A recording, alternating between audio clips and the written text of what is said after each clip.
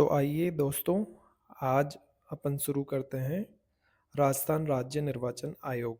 अपने को इस आयोग को बहुत ही आसान और सरल भाषा में समझना है, जिससे कि अपने दिमाग में इससे रिलेटेड कन्फ्यूजन बिल्कुल ना बचे। तो सबसे पहले अपन देखें तो इसका नाम है राजस्थान राज्य निर्वाचन आयोग, यानी राजस्थान राज्य में निर्वाचन के लिए क्या बनाया है, आयोग। यानी अपने को इसके नाम से ये तो समझ में आ रहा है कि इसका मुख्य काम क्या है, निर्वाचन करवाना, यानी कि चुनाव करवाना। तो पहली बात तो अपने को समझ में आ गई कि इसका मुख्य कार्य क्या है, चुनाव करवाना। अब अपन देखें कि ये कैसे और कब बनी। इससे अपने को ये समझ में आएगा कि ये किस प्रकार से बनी है, मतलब इसका मूल उद्देश्य क्या है। तो अपन देखें तो इसका जो गठन है वो राजस्थान पंचायती राज अधिनियम 1994, यानी कि ये जो निर्वाचन आयोग है ये किससे संबंधित है, पंचायती राज। तो यहाँ पर अपने को ये बात समझ में आ जानी चाहिए कि ये जो निर्वाचन आयोग है ये सिर्फ पंचायती राज संस्थाओं के ही चुनाव करवाएगा। इसमें अपने को कन्फ्यूजन नहीं रहना चाहिए। और इसका गठन हुआ है पंचायती राज अधिनियम 1994 के तहत। इसकी स्थापना का आदेश जारी हुआ 17 जून 1994 को, और इसका उल्लेख है धारा 120 में। और इसने 1 जुलाई 1994 से कार्य करना प्रारंभ कर दिया। तो यहाँ पर अपन ने ये समझ लिया कि जो निर्वाचन आयोग है वो कैसे और कब बना है। इसके बाद अपन चलते हैं अगले बिंदु की ओर कि बेसिकली ये निर्वाचन आयोग है क्या। तो ये एक निकाय या संस्था है जो कि एक संवैधानिक संस्था है। इसका मतलब है इसका उल्लेख किस में है, संविधान में। और संविधान में कहाँ पर दिया हुआ है, अनुच्छेद 243 के और अनुच्छेद 243 जेड ए।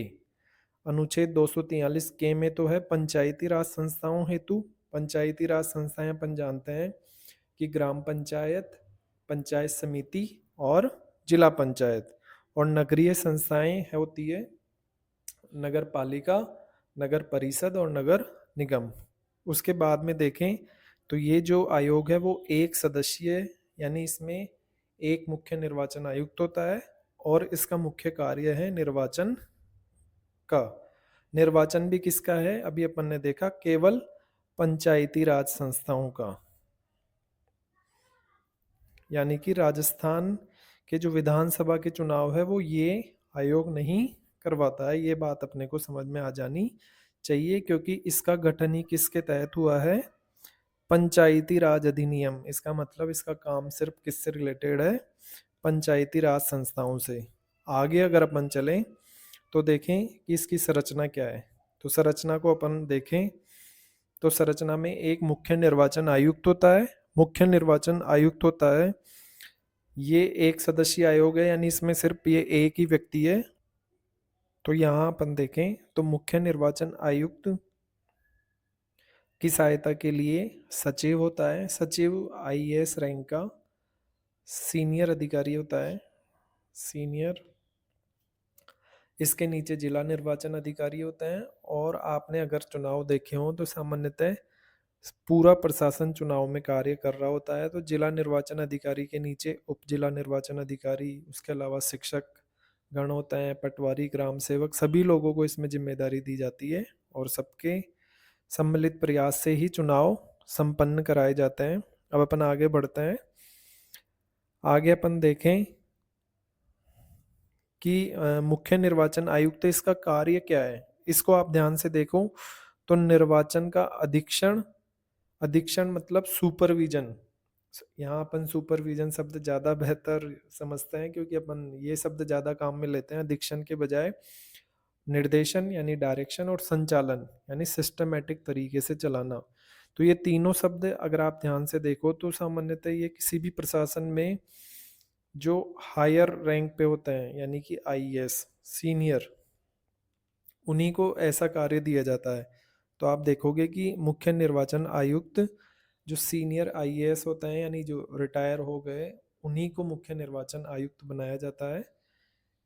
यहाँ पर आप ये भी सोच सकते हो कि ये काम हाई कोर्ट यहाँ पर आपको ये समझना चाहिए कि मुख्य निर्वाचन आयुक्त हाई कोर्ट के जजेस को क्यों नहीं बनाते।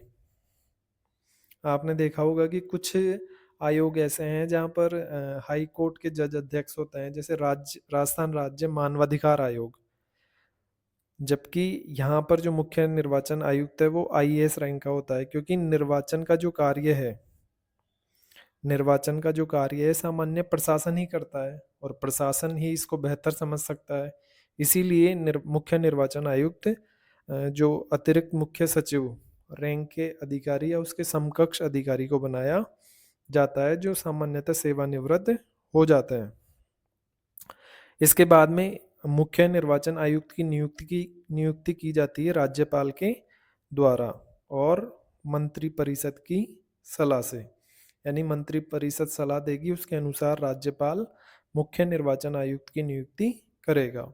इसके कार्यकाल की बात करें तो कार्यकाल होता है 5 या 65 वर्ष, जो भी पहले हो। यहाँ पर आप देखोगे कि 65 वर्ष है, यानी कि जो अधिकारी सेवानिवृत्त हो चुका है, अगर वो 60 के बाद में 5 साल भी काम करेगा तो आसानी से कार्य कर पाएगा।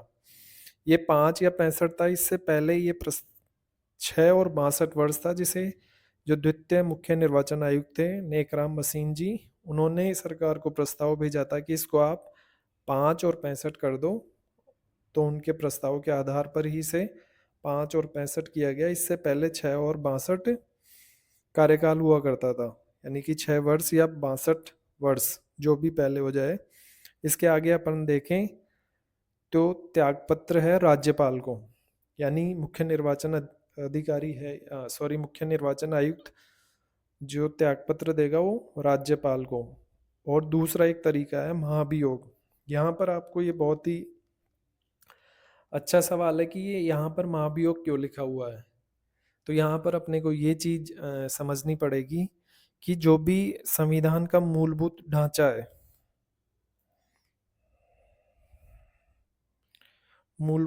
है, उससे रिलेटेड जो भी व्यक्ति है उनको हटाने के लिए सामान्यतः महाभियोग प्रक्रिया काम में ली जाती है। अपन जानते हैं कि निर्वाचन का कार्य लोकतंत्र के लिए सबसे महत्वपूर्ण है। किसी भी राष्ट्र में लोकतंत्र को चलाने के लिए निर्वाचन यानी कि चुनाव करवाए जाते हैं, और चुनाव सफल करवाने की जिम्मेदारी मुख्य निर्वाचन आयुक्त को दी गई है। और ये जो कार्य है ये संविधान का मूलभूत ढांचे के अंतर्गत आता है। तो मूलभूत ढांचे के अंतर्गत सामान्यतः उस व्यक्ति को हटाने के लिए महाभियोग प्रक्रिया काम में लेते हैं। अगर सरकार उसको अपनी मनमर्जी से अगर हटाना चाहे तो सरकार अपनी मनमर्जी से नहीं हटा पाएगी। और अपने को जो संविधान की मूलभूत ढांचा से जुड़ी हुई संस्थाएं हैं उनको स्वतंत्र भी बनाना होता है, जिससे कि वो बेहतर कार्य कर सकें, उनके ऊपर किसी सरकार का दबाव न रहे। इसीलिए यहाँ पर या तो वो अपनी इच्छा से त्यागपत्र दे दे, या मान लो कोई बीमार हो गया, किसी की ऐसी बीमारी हो गई कि वो कार्य नहीं कर सकता तो अपना त्यागपत्र दे दे, या और कोई भी कारण हो सकता है उसका इंडिविजुअल, या फिर महाभियोग प्रक्रिया। महाभियोग प्रक्रिया अपन जानते हैं क्या होती है कि संसद के दोनों सदनों में 2/3 बहुमत से बिल पास होता है। उसके बाद में राष्ट्रपति के हस्ताक्षर के बाद में महाभियोग पास माना जाता है और उस व्यक्ति को अपना पद पदमुक्त करना पड़ेगा उसके बाद में। अब अपन आगे चलते हैं कि सेवा और शर्तें राज्यपाल द्वारा तय की जाती है, लेकिन राज्य विधानमंडल ने कोई विधि बना रखी है तो उसको ध्यान में रखा जाता है, उस विधि को महत्व दिया जाता है। इसके बाद में अगर अपन वेतन की बात करें तो वेतन होता है हाई कोर्ट के जज के बराबर। आगे बढ़ते हैं कि आयोग के संदर्भ में कमियां क्या है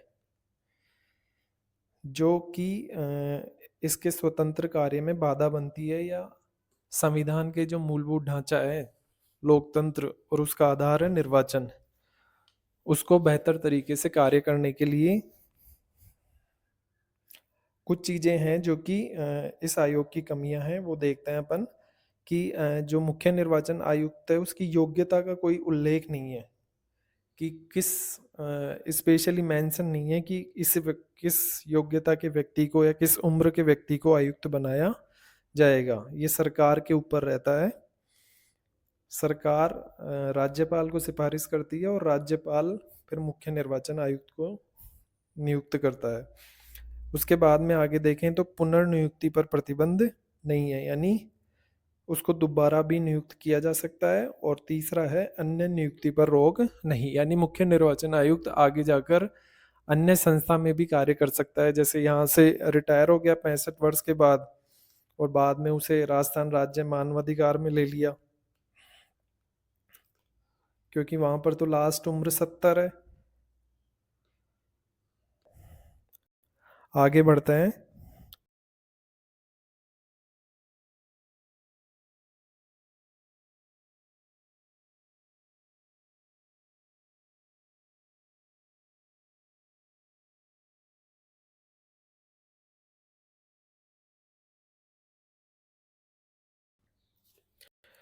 यहाँ अपन ने मुख्य निर्वाचन आयुक्तों को याद करने के लिए एक ट्रिक बनाई है कि अब जीत और फिर आराम कर, ये शब्द को नहीं देखें। ये इसलिए बनाई है क्योंकि निर्वाचन में सब पहले मेहनत करते हैं जीतने के लिए और फिर आराम करते हैं। तो ऐसे हो गया अमर सिंह जी, भ से हो गया नेकराम भसीन जी से इंद्रजीत जी, ऐसे अशोक जी, रा से रामलू भैया जी, मे से मेहरा जी, प्रेम सिंह मेहरा जी और कर से मधुकर गुप्ता जी। तो आप इनको एक क्रोनोलॉजी से याद कर सकते हैं। इसके बाद कुछ इम्पोर्टेंट फैक्ट हैं, ये भी अपने को ध्यान रखना है कि जो लोक प्रतिनिधित्व अधिनियम है एक